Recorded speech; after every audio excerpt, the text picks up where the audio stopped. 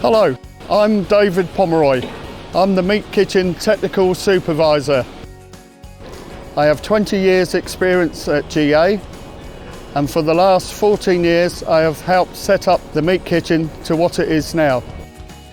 Let me take you inside. Upon release from our laboratories, the dough loaves of salmon are transported into the Meat Kitchen and into the dough loaf lifter. The salmon is then tipped and transported along the conveyor, which has a built-in metal detector.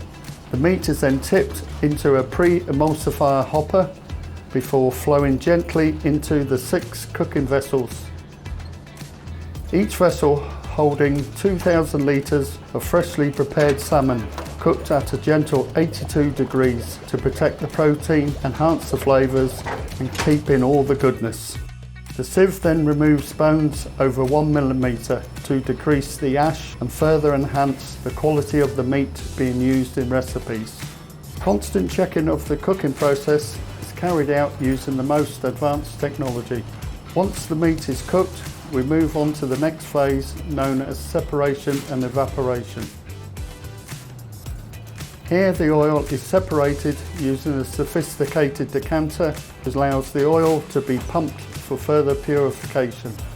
The oil purifier removes moisture to further enhance the quality of the freshly prepared oil by centrifuge technology. The flash vessel removes the final remnants of moisture. With the oil removed, the meat is then sent through 3 heat exchangers to reduce the moisture and highly concentrate the meat and protein to be included in the kibble. Moisture levels are controlled and checked constantly throughout the process. Finally, the meat is ready for extrusion, and the freshly prepared oil is inspected and tested at the labs to ensure the finest quality. Thank you for looking around our meat kitchen, and I hope to see you on site soon.